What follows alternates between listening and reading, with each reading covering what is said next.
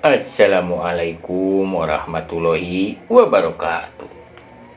Wilujeng tepang dangu deui para wargi sareng pribados Kang Nacep dina channel Nacep Tilu Jes. Kumaha para wargi dararamang atuh mugi nya sadayana sing aya dina kasehatan lahir sinareng batin. Amin ya Allah ya robbal alamin.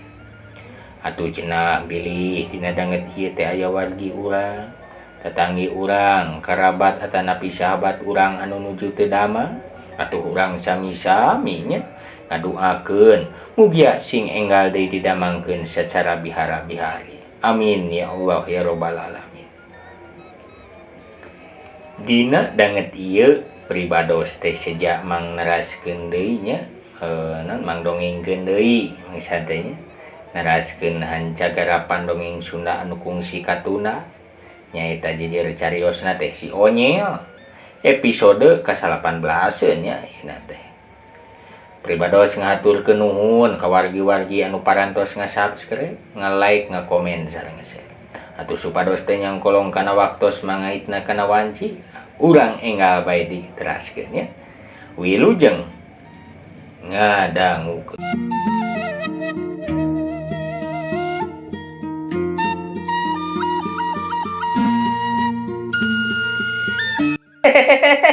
Ya tuh nyapuas we sia ari kitu mah pantes atuh dihukum ge. Ceuk si Onyel bari geuh nyeng serikeun. Ayeuna lamun maneh ku uing dibukakeun uing mah hoream lah. Ke tuluy ke teh maneh teh lakuna teh teu matut deui sok sia. Pan atuh kenaon uing nulunganna ge? Wah, anak manusia, saestuna kuring teh tos tobat. Sok malah atuh mun kuring milampah deui kana kamunkaran, tangtung teh uing teh bakal nampah hukuman nu leuwih ti kieu euy. Yeungan hukuman teh engkena teh bakal karandapan saenggeus kuring ngalakonan hirup di dunya. Alas ya. Uing mah teu percaya ka bangsa maneh teh lah. Heueuh da kumaha tuh bangsa maneh mah sok kabohong. Ceuk si Onyel, atuh manehanana teh gagabah muka dina kituna mah. Moal anak manusia, sanyana kuring teh dihukum alatan jail usil conor ka sabangsa ning anjeun. Lain alatan dusta. Malah saanyana mah kuring teh kungsi ngadua yen mudah-mudahan we kuring teh dikencarkeun tina ieu cupu. Ku manusia nu taat ka Gusti sangkan engkena kuring teh bisa milu nuturkeun dek kumaha babakti ka Gusti. Dek milu tata carana mah ka manungsa. Adenge jawaban kitu. Ulang si Onyel atuh katingali ngahulang sakedapan nimbang-nimbang perkara nu mana cenah nu bakal mangpaatna loba keneh manfaat batan akibat nu gorengna.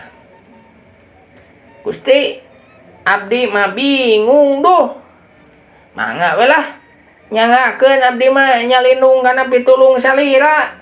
Ngan abdi teh ieu teh bade mukakeun Gusti, mudah-mudahan we atuh abdi teh salah ieu dina mukakeun teh.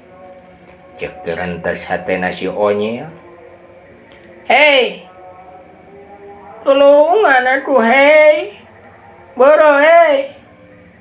Hei tulungan. Hei tulungan. Ieu uing geura tulungan. Gancang bae tutup nalaan. Gawat atuh, gawat tulungan.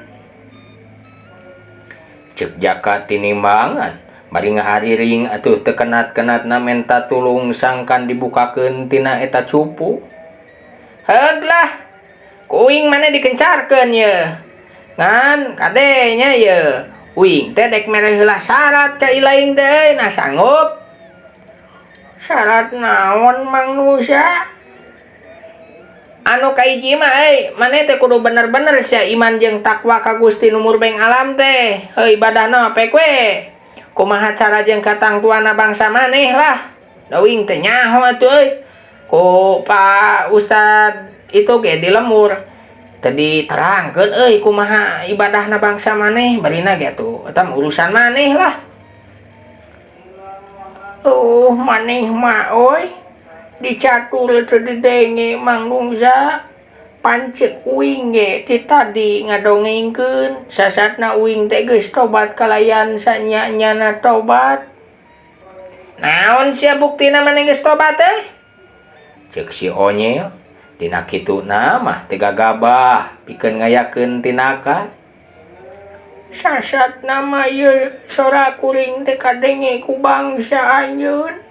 Eta teh hiji kamukjizatan jeung hiji tanda-tanda keagungan Gusti Nu Maha Kawasa euy. Malah disagedengeun eta. Sagedengeun eta ge atuh jadi hiji tanda-tanda kusabab pamarentih uing teh diijabah ku Gusti.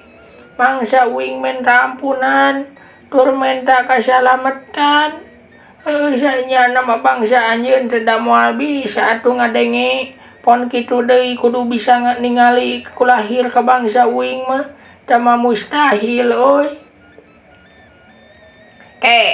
Tapi naha ningan ieu uing bisa sia ngadengi sora maneh? Sok komo sia, padahal mah heuh jauh atuh euy ti curug ka dieu teh. Pancena ceuk ilaing bieu. Bangsa uing mah moal bisa cenah heula atawa ngadengi kulahir kitu pan. Ceuk si Onyel nemalan ka jaka tinimbangan. Kitu. Sakalian aya nu ngaku ngadenge mah beureun eta teh bisa jadi dedengean. Aya nu ngaku nempo mah eta mah meureun bisa jadi tetempoan. Ngan mun aya anu nyaan estu eta teh kakawasaan Gusti anu Maha Kawasa. Da Gusti mah tu kawasa. Lah hari kitu mah kan ke euy uing mah teu ngarti ya. Ceuk si Onyel unggut-unggutan teh bari weleh manehanana mah teu ngarti. Ayeuna mah aya syarat anu kaduana ye. Nyaeta ngaran maneh ge kuing dek diganti euy. Sabab asa teu ngeunaheun uing ieu euy. Uing manusia tapi ku si Eyang uing teh dibere ngaran si Onyel. Ari ilaing make jeung jaka tinimbangan sagala. Aing mani asa eleh ku ilaing atuh uing euy. Ceuk si Onyel nuluykeun caritaanana. Mangga teuing Mang Nungsa, nadek diganti ku naon atuh ngaran kuring teh ye? Teuing eta mah can kapikiran euy na uteuk uingna ge lah. Ayeuna mah urang tempo heula ye nyanding kana wujud ilaing ke kumaha heuh. Geus kitu mah pluk. Kadenge atuh sora tutup cupu teh dibuka ku si Onyel. Mana kitu. Pleduk. Aya haseup bodas biji tina cupu. Lila ti lila cilegedeg. Eta haseup teh ngawujud jadi hiji jirim budak bucitre. Pipi kemu, mana irung teh ngan saukur sagede cikur. Atuh karuang bae ku pipi anu sakitu burekem kembuna. Jeleng, jeleng, jeleng. Eta makhluk teh ajeleng-ajelengan. Tananing anu sakitu bungahna. Wireh geus dikencarkeun tina hukuman ku si Onyel. Asyik, uing ngencar euy. Celeng, celeng. Bari teu eureun atuh gagajelengan ngurilingan si Onyel. Mana eureun ngagajelengna atuh dek. Eta si jaka tinimbangan teh deku hormat ka si Onyel. Sabab manehanana teh rumasa. Geus disalametkeun tur ditulungan ku si Onyel. Nuhun anak Mang Nungsa, dupi jenengan salira teh saha ieu teh? Ceuk si jaka tinimbangan ka si Onyel. Ayeuna mah atuh katingali Si jaka tinimangan teh wangunu pinuh rasa hormat ka si Onyil. Tur manehanana ge katingali jiga anu taluk ku si Onyil. Mane kaancul-anculan mane. Alah aing ngabisaan sia teh Ari ngaran uing mah Onyil cek uing ge Ku si Eyang uing teh dingaranan si Onyil aing malah. Matak mun maneh ngaran jaka tinimangan asa kacida Manya uing nu kasep ari ngaran si Onyil. Ari maneh eta sakitu hampuranya. Dah de goreng ge makhluk ciptaan pangeran. Dan mending ngaran maneh halus-halus teuing. Ulah halus-halus teuing berat ku ngaran bisi gering. Cek si Onyil ka jaka tinimangan. Halus uingnya ngaran uing teh atuh Tapi naon ngaran anak manusia mah geningnya meni butut ke jeung Onyil sagala. Cuk si jaka tinimangan maneh nagah keuy nyengsirikeun si Onyil.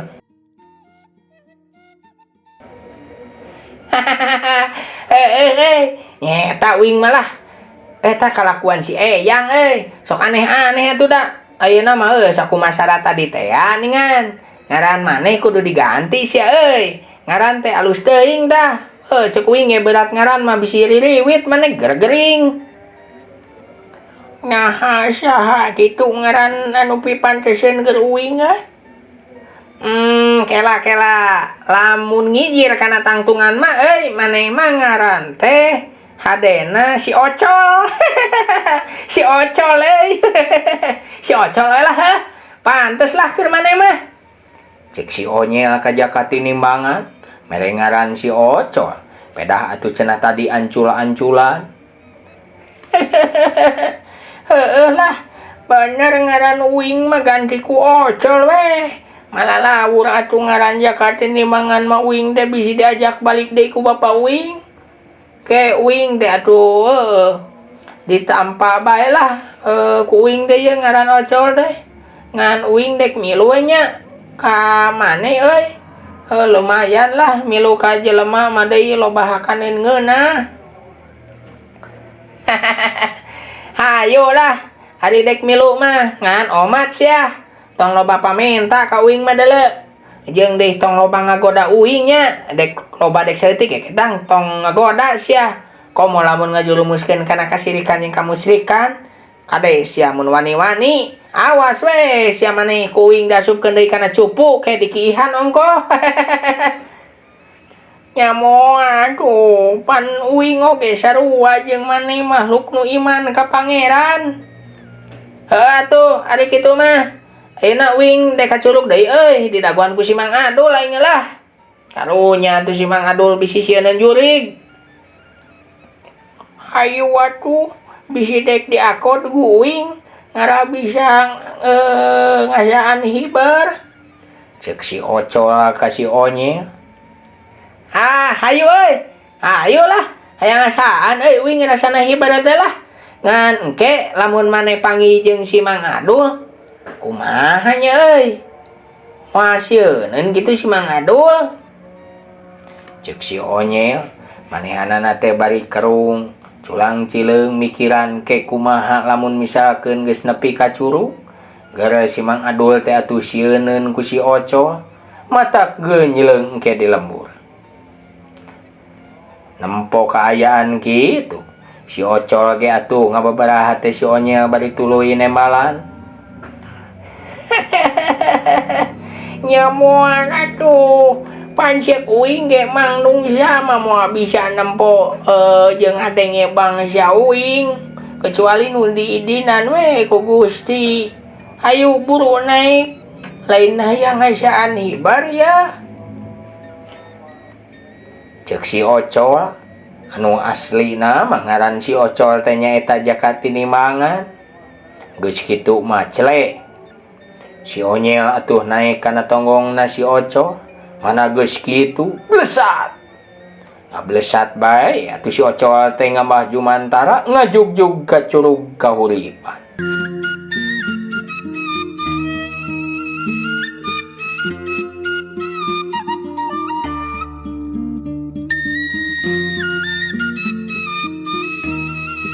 Ayeuna urang samper deui kaayaan Mang Adul nu keur adu singarupan jeung si Tergos Bodas. Hehehe. Kumaha aya gara begini euy. Mane dek ngalawan. Cek si Tergos Bodas nyarita ka Mang Adul nu keur sayaga diri dina pasangan paseuk bumi. Dilak Mang Adul atuh ngadilak Mang sadikekeak ku si Tergos Bodas. Manehna beuki waspada teu wani gagabah narajang ka si Tergos Bodas. Ku kituna mah pan pugu kumanehanana ge karasa yen ijen wawasen si Tergos Bodas teh leuwih punyul batan manehna. Sok malah lamun nya si Tergos Bodas boga maksud pikeun mateni Mang Adul mah atuh tetela bisa dilaksanakeun kawilang entengna eta ku si Tergos Bodas. Pok deui Mang Adul nu bari sayaga diri teh dina tangtunganana nu pasang. Turut sapasang panona teh mencerong ngawaskeun jirim si Tergos Bodas nu jadi lawan manehanana. Harita kadenge Mang Adul cumarita. Nah saha sebenarnya anjeun teh heuh? Jeung naon maksud anjeun deui? Hehehe. Aweun maksudna naon gula mah euy? Ngan panajaran we ka jalema nu unggal beuting ngadon guyang teh cika. Geus bisa naon bae. Ari ngan bisa ukur kitu mah geus tong guyang heese ka itu di imah. Cek kirim si Tergos Bodas. Weleh manehanana teh mancing supaya amarah Mang Adul teh bedah. Sanajan anjeun pendekar nu punjul ilmu heuh. Dalah anjeun teh jemar ku ajian. Yeuh kuring si Adul. Kuring mah nu ngan saukur bela diri. Tangtup moal ingkah najan salengkah tina ieu pakalangan. Lasyakeun yeuh panarajang kuring. Yeuh. Corelat. Mang Adul atuh maju deui narajang ka jirim si Tergos Bodas anu keureunang tung wangun lalawora. Manehanana teh nyayagakeun diri eta si Tergos Bodas teh. Set hiu los letak. Sapasang leungeun Mang Adul teh atuh kenca katuhu silih genti nibankeun tonyokan kanu jadi lawan. Ngan jirim si Tergos Bodas oge teu cicing kitu bae. Manehanana atuh ngalalapkeun awakna dina gerakan monyet ngemil. Hiu. Tuura katuhu Mang Adul teh atuh asup nibankeun dengkulanana kalawan anu keur cingogo. Kurentel si Tergos Bodas teh atuh ngagulutukeun dirina ka belah katuhul. Plos. Atuh tuura Mang Adul teh ngahiuk tarik dengan saukur ngahakan deui angin dina kaayaan kitu. Eta jirim si Tergos Bodas teh ngakulutukeun awakna teh teu lengoh kitu bae. Manehanana ngabintihkeun deui hoy konengna kana bincurang kenca Mang Adul. Plak cerete. Atuh Mang Adul teh luncat mundur salengkah bari katingali ingleuk. Barang si Tergos Bodas dek maju deui. Harita si Tergos Bodas teh dek maju deui narajang ka Mang Adul nu keur dina kaayaan balanga. Ngadadak atuh aya nu ngacorelat hiji jirim budak leutik. Corelat bledag. Panggieun. Sapasang sukunya mereka nadada si Tergos Bodas. Ngan rokaya si Tergos Bodas nu awakna tetela mipanda kekuatan lain biasa-biasa teh atuh ngan saukur ngabangkieung mundur. Sedangkeun sapasang suku nu narajang ka si Tergos Bodas teh harita mangpeng meh pisan ka hareupeun Mang Adul. Kedebut. Aduh, aluh. Leuh sia. Kasabelan aleuh. Linu cangkeng uing aduh. Tetela atuh geuningan masa pasang suku nu narajang teh sing horeng eta teh suku si Onyel. Teu kunaon ieu nya. Cek Mang Adul bari ngarawu si Onyel. Belaguk maneh mah nyaho uing ti beubeut make jeung teu kunaon sagala aing mah deuh. Cek si Onyel nemalan. Bari harita katingali si Onyel teh ngoneal cengkat deui. Ningali kaayaan kitu. Tergos Bodas teh tiga gabah nuluikeun panarajangna. Manehanana mundur heula ngagajleng ka tukang. Maksudna mah dek ngajauhan tur cicing di darat bari pok nyarita. Marambu keneh deui laing deui euy. Yok ayeuna mah duaan sialah tong hiji-hiji ye.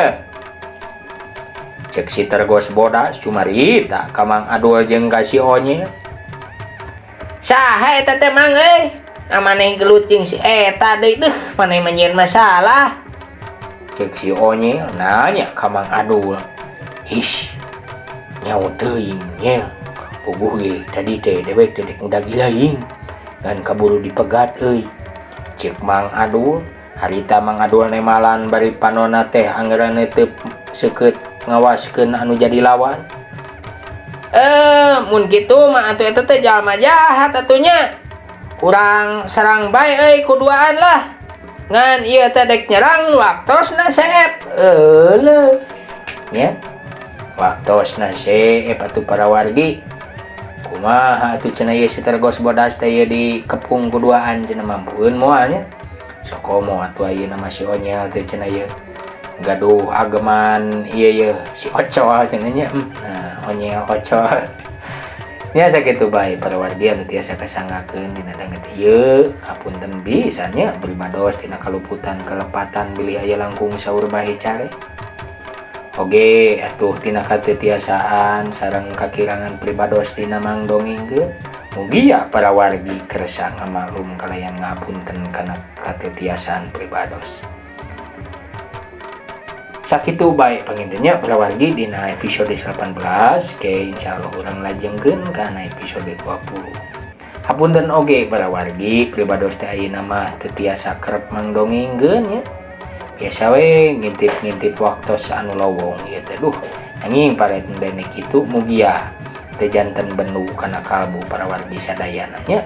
Sakitu bae nu kasangakeun hatur nuhun sing sarehat sadayana. Wassalamualaikum warahmatullahi wabarakatuh.